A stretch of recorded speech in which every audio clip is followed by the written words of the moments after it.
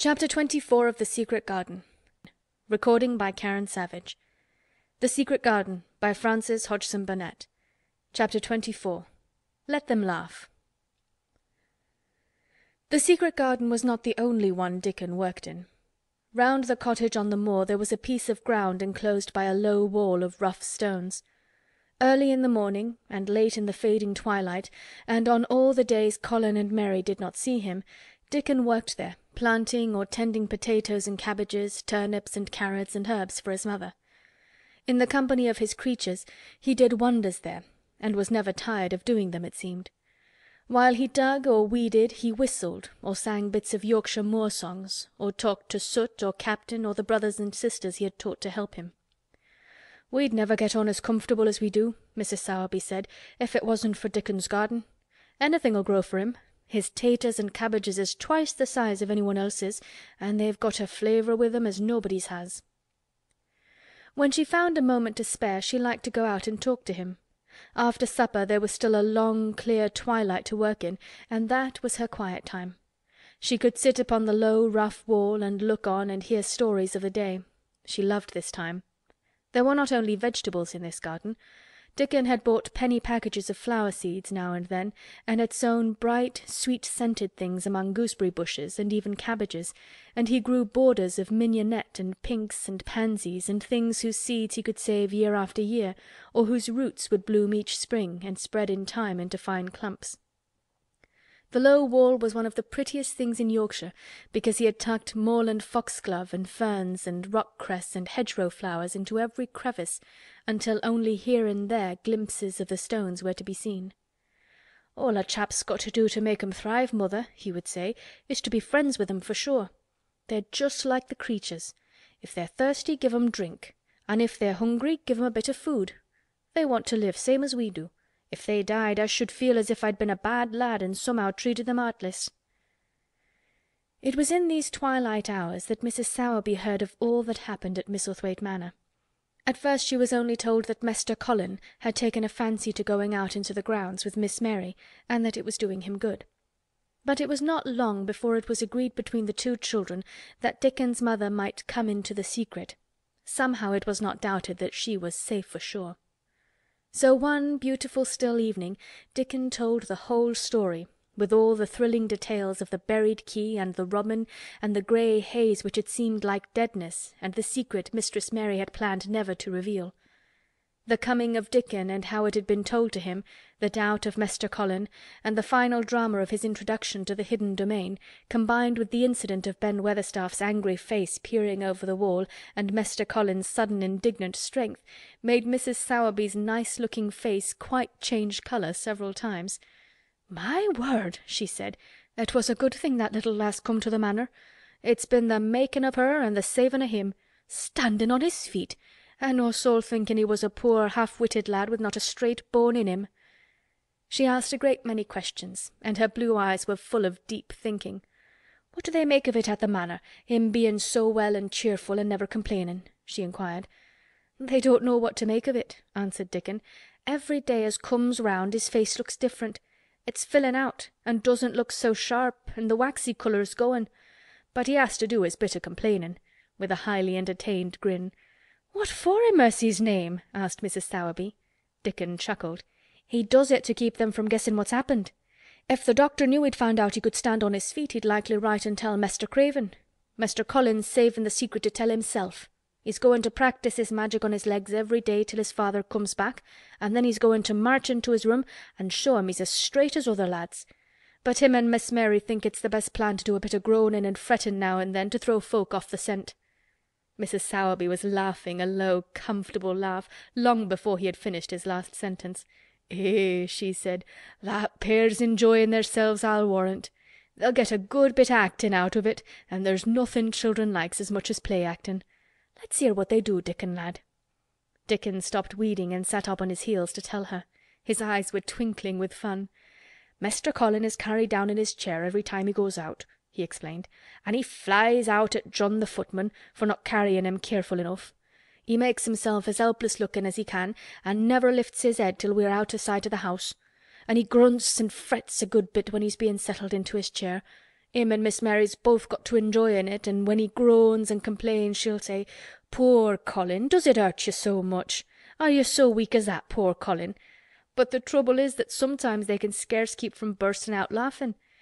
When we get safe into the garden they laugh till they've got no breath left to laugh with, and they have to stuff their faces into Mr. Colin's cushions to keep the gardeners from hearing, if any of 'em's about." "The more they laugh the better for 'em," said Mrs. Sowerby, still laughing herself. "Good healthy child laughing's better than pills any day o' the year. That pair'll plump up for sure." "They are plumping up," said Dickon. "They're that hungry they don't know how to get enough to eat without making talk. Mr. Colin says if he keeps sending for more food they won't believe he's an invalid at all. Miss Mary says she'll let him eat her share, but he says that if she goes hungry she'll get thin and they mun both get fat at once." Mrs. Sowerby laughed so heartily at the revelation of this difficulty that she quite rocked backward and forward in her blue cloak, and Dickon laughed with her. "I'll tell thee what, lad," Mrs. Sowerby said when she could speak. "I've thought of a way to help 'em. When tha goes to him in the mornings tha shall take a pail o' good new milk, and I'll bake 'em a crusty cottage loaf or some buns with currants in 'em, same as you children like. Nothing's so good as fresh milk and bread. Then they could take off th' edge o' their hunger while they were in the garden, and the fine food they get indoors 'ud polish off the corners." "Eh, mother," said Dickon admiringly, "what a wonder tha' art. Tha always sees a way out o' things. They was quite in a pother yesterday. They didn't see how they was to manage it without ordering up more food, they felt that empty inside. They're two young uns, growing fast, and health's coming back to both of 'em. Children like that feels like young wolves, and food's flesh and blood to 'em," said Mrs. Sowerby. Then she smiled Dickon's own curving smile. "Eh, but they're enjoying themselves for sure," she said. She was quite right, the comfortable, wonderful mother creature, and she had never been more so than when she said their play-acting would be their joy. Colin and Mary found it one of their most thrilling sources of entertainment. The idea of protecting themselves from suspicion had been unconsciously suggested to them first by the puzzled nurse, and then by Dr. Craven himself. "Your appetite is improving very much, Master Colin," the nurse had said one day. "You used to eat nothing, and so many things disagreed with you." "Nothing disagrees with me now," replied Colin, and then, seeing the nurse looking at him curiously, he suddenly remembered that perhaps he ought not to appear too well just yet. "At least, things don't so often disagree with me. It's the fresh air." "Perhaps it is," said the nurse, still looking at him with a mystified expression. "But I must talk to Dr. Craven about it." "How she stared at you," said Mary when she went away, "as if she thought there must be something to find out." "I won't have her finding out things," said Colin. "No one must begin to find out yet." When Dr. Craven came that morning he seemed puzzled also. He asked a number of questions, to Colin's great annoyance. "You stay out in the garden a great deal," he suggested. "Where do you go?" Colin put on his favourite air of dignified indifference to opinion. "I will not let anyone know where I go," he answered. "I go to a place I like. Everyone has orders to keep out of the way. I won't be watched and stared at. You know that." "You seem to be out all day, but I do not think it has done you harm. I do not think so. The nurse says that you eat much more than you have ever done before." "Perhaps," said Colin, prompted by a sudden inspiration, "perhaps it is an unnatural appetite." "I do not think so, as your food seems to agree with you," said Dr. Craven. "You are gaining flesh rapidly, and your colour is better." Perhaps I am bloated and feverish," said Colin, assuming a discouraging air of gloom. "People who are not going to live are often different." Dr. Craven shook his head. He was holding Colin's wrist, and he pushed up his sleeve and felt his arm. "You are not feverish," he said thoughtfully, "and such flesh as you have gained is healthy. If you can keep this up, my boy, we need not talk of dying. Your father will be happy to hear of this remarkable improvement." "I won't have him told," Colin broke forth fiercely. "It will only disappoint him if I get worse again, and I may get worse this very night. I might have a raging fever. I feel as if I might be beginning to have one now. I won't have letters written to my father. I won't! You're making me angry, and you know that is bad for me. I feel hot already. I hate being written about and being talked over as much as I hate being stared at." "Hush, my boy," Dr. Craven soothed him. "Nothing shall be written without your permission. You are too sensitive about things. You must not undo the good which has been done." He said no more about writing to Mr. Craven, and when he saw the nurse he privately warned her that such a possibility must not be mentioned to the patient. "The boy is extraordinarily better," he said. His advance seems almost abnormal. But of course he is doing now of his own free will what we could not make him do before. Still, he excites himself very easily, and nothing must be said to irritate him." Mary and Colin were much alarmed and talked together anxiously. From this time dated their plan of play-actin'. "I may be obliged to have a tantrum," said Colin regretfully. "I don't want to have one, and I'm not miserable enough now to work myself into a big one. Perhaps I couldn't have one at all. That lump doesn't come in my throat now, and I keep thinking of nice things instead of horrible ones. But if they talk about writing to my father, I shall have to do something." He made up his mind to eat less, but unfortunately it was not possible to carry out this brilliant idea when he wakened each morning with an amazing appetite, and the table near his sofa was set with a breakfast of home-made bread and fresh butter, snow-white eggs, raspberry jam, and clotted cream.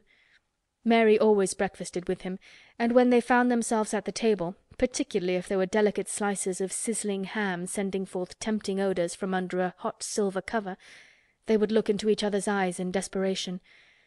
"I think we shall have to eat it all this morning, Mary," Colin always ended by saying. "We can send away some of the lunch and a great deal of the dinner." But they never found they could send away anything, and the highly polished condition of the empty plates returned to the pantry awakened much comment. "I do wish," Colin would say also, "I do wish the slices of ham were thicker, and one muffin each is not enough for anyone." "It's enough for a person who is going to die," answered Mary when first she heard this, "but it's not enough for a person who is going to live. I sometimes feel as if I could eat 3 when those nice fresh heather and gorse smells from the moor come pouring in at the open window." The morning that Dickon, after they had been enjoying themselves in the garden for about 2 hours, went behind a big rose-bush and brought forth 2 tin pails, and revealed that one was full of rich new milk with cream on the top of it, and that the other held cottage-made currant buns folded in a clean blue and white napkin, buns so carefully tucked in that they were still hot, there was a riot of surprised joyfulness. What a wonderful thing for Mrs. Sowerby to think of! What a kind, clever woman she must be! How good the buns were, and what delicious fresh milk!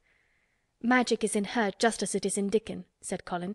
"It makes her think of ways to do things, nice things. She is a magic person. Tell her we are grateful, Dickon, extremely grateful." He was given to using rather grown-up phrases at times. He enjoyed them. He liked this so much that he improved upon it. "Tell her she has been most bounteous, and our gratitude is extreme." And then, forgetting his grandeur, he fell to and stuffed himself with buns and drank milk out of the pail in copious draughts, in the manner of any hungry little boy who had been taking unusual exercise and breathing in moorland air, and whose breakfast was more than 2 hours behind him. This was the beginning of many agreeable incidents of the same kind. They actually awoke to the fact that, as Mrs. Sowerby had 14 people to provide food for, she might not have enough to satisfy 2 extra appetites every day. So they asked her to let them send some of their shillings to buy things. Dickon made the stimulating discovery that in the wood in the park outside the garden, where Mary had first found him piping to the wild creatures, there was a deep little hollow where you could build a sort of tiny oven with stones and roast potatoes and eggs in it.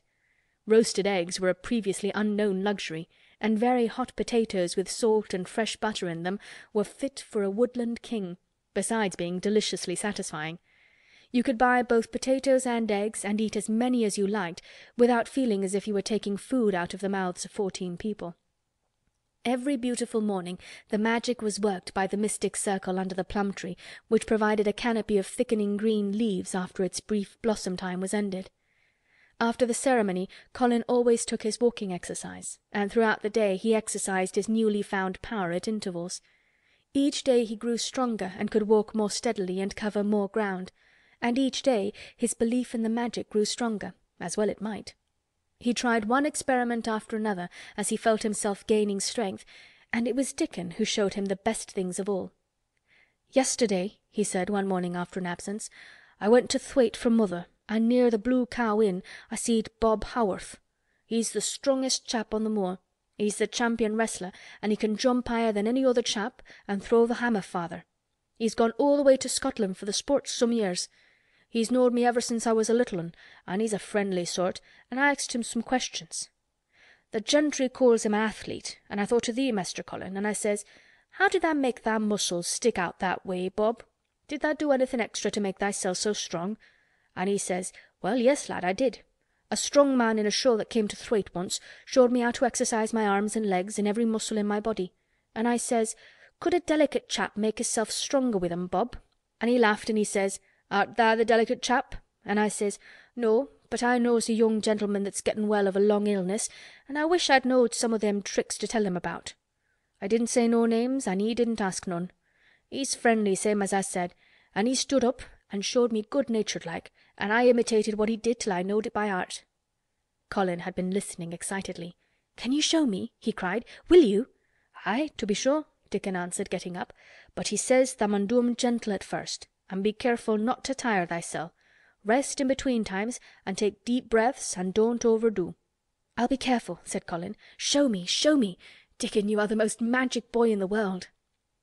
Dickon stood on the grass and slowly went through a carefully practical but simple series of muscle exercises. Colin watched them with widening eyes. He could do a few while he was sitting down. Presently he did a few gently while he stood upon his already steadied feet. Mary began to do them also. Soot, who was watching the performance, became much disturbed, and left his branch and hopped about restlessly because he could not do them too. From that time the exercises were part of the day's duties as much as the magic was. It became possible for both Colin and Mary to do more of them each time they tried, and such appetites were the results that but for the basket Dickon put down behind the bush each morning when he arrived they would have been lost. But the little oven in the hollow and Mrs. Sowerby's bounties were so satisfying that Mrs. Medlock and the nurse and Dr. Craven became mystified again. You can trifle with your breakfast and seem to disdain your dinner if you are full to the brim with roasted eggs and potatoes and richly frothed new milk and oat-cakes and buns and heather honey and clotted cream. "They are eating next to nothing," said the nurse. "They'll die of starvation if they can't be persuaded to take some nourishment. And yet see how they look." "Look!" exclaimed Mrs. Medlock indignantly. "I'm moithered to death with them. They're a pair of young Satans. Bursting their jackets one day, and the next turning up their noses at the best meals the cook can tempt them with. Not a mouthful of that lovely young fowl and bread sauce did they set a fork into yesterday, and the poor woman fair invented a pudding for them, and back it sent. She almost cried. She's afraid she'll be blamed if they starve themselves into their graves." Dr. Craven came and looked at Colin long and carefully. He wore an extremely worried expression when the nurse talked with him and showed him the almost untouched tray of breakfast she had saved for him to look at. But it was even more worried when he sat down by Colin's sofa and examined him. He had been called to London on business and had not seen the boy for nearly 2 weeks. When young things begin to gain health, they gain it rapidly. The waxen tinge had left Colin's skin, and a warm rose showed through it. His beautiful eyes were clear, and the hollows under them and in his cheeks and temples had filled out. His once dark, heavy locks had begun to look as if they sprang healthily from his forehead and were soft and warm with life. His lips were fuller and of a normal colour. In fact, as an imitation of a boy who was a confirmed invalid, he was a disgraceful sight. Dr. Craven held his chin in his hand and thought him over. "I am sorry to hear that you do not eat anything," he said. "That will not do. You will lose all you have gained, and you have gained amazingly. You ate so well a short time ago." "I told you it was an unnatural appetite," answered Colin. Mary was sitting on her stool near by, and she suddenly made a very queer sound which she tried so violently to repress that she ended by almost choking. "What is the matter?" said Dr. Craven, turning to look at her. Mary became quite severe in her manner. "It was something between a sneeze and a cough," she replied with reproachful dignity, "and it got into my throat. But," she said afterward to Colin, "I couldn't stop myself. It just burst out because all at once I couldn't help remembering that last big potato you ate and the way your mouth stretched when you bit through that thick, lovely crust with jam and clotted cream on it." "Is there any way in which those children can get food secretly?" Dr. Craven inquired of Mrs. Medlock. "There's no way unless they dig it out of the earth or pick it off the trees," Mrs. Medlock answered. "They stay out in the gardens all day and see no one but each other. And if they want anything different to eat from what's sent up to them, they need only ask for it." "Well," said Dr. Craven, "so long as going without food agrees with them, we need not disturb ourselves. The boy is a new creature." "So is the girl," said Mrs. Medlock. "She's begun to be downright pretty since she's filled out and lost her ugly little sour look. Her hair's grown thick and healthy looking, and she's got a bright colour."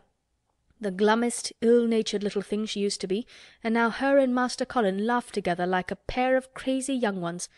Perhaps they're growing fat on that." "Perhaps they are," said Dr. Craven. "Let them laugh." Chapter 24